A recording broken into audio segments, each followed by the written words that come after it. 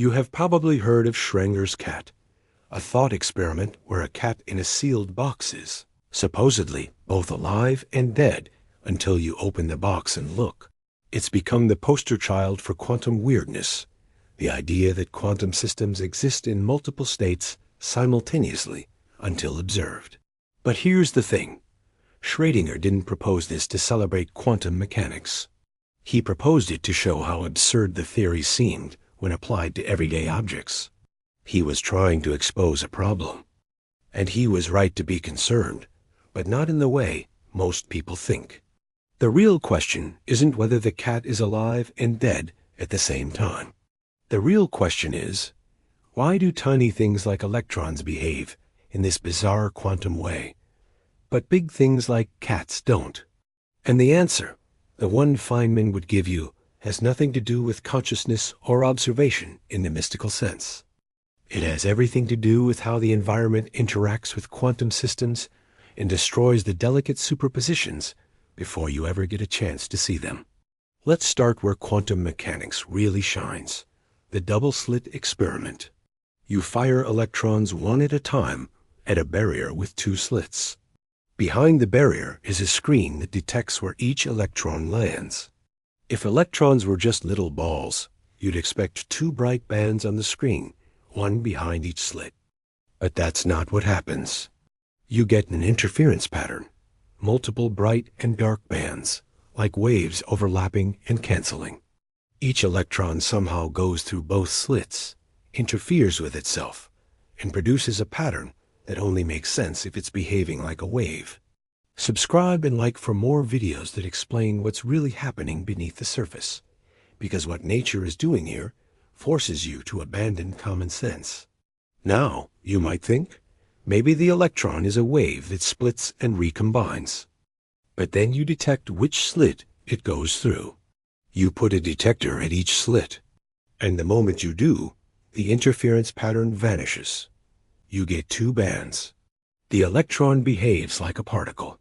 It went through one slit or the other, not both.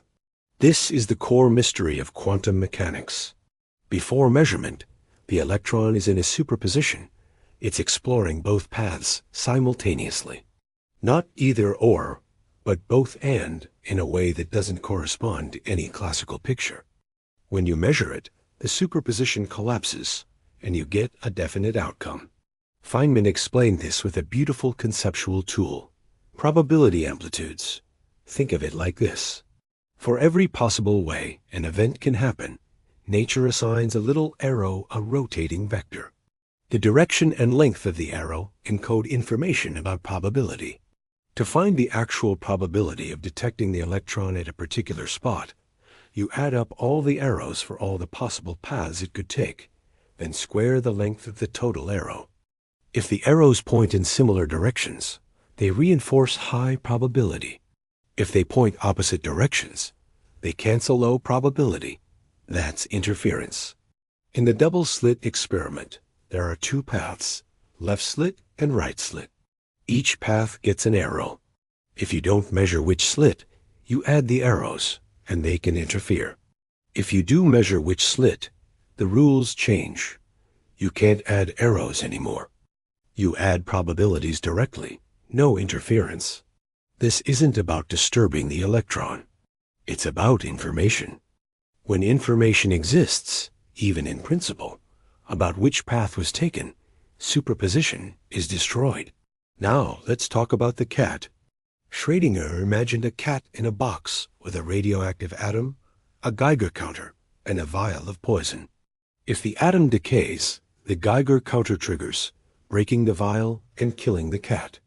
Quantum mechanics says the atom is in a superposition of decayed and not decayed. So, Schrödinger argues, the cat should be in a superposition of alive and dead. Ridiculous, right? But here's the key insight. The cat is not an isolated quantum system. It's interacting with an enormous number of particles, air molecules, photons, the walls of the box, its own cells. Those interactions constantly measure the cat's state, forcing it into one outcome or the other. This process is called decoherence. The superposition doesn't survive, because the environment is constantly observing, constantly entangling with the system. Decoherence happens incredibly fast for large, warm, complex objects. For a cat, the superposition would collapse in a fraction of a nanosecond, long before you open the box. The cat is never in a superposition from any practical standpoint, not because quantum mechanics doesn't apply to cats, but because the environment destroys quantum coherence instantly. Contrast that with an electron in a vacuum chamber, isolated from the environment. It can remain in superposition for a long time, because there's nothing to entangle with it. The moment it interacts with a detector, or even stray photons, decoherence occurs and the superposition collapses. So Schrödinger's cat isn't wrong as a thought experiment. It's wrong as a description of reality. A cat is never in superposition because decoherence happens before any human ever opens the box.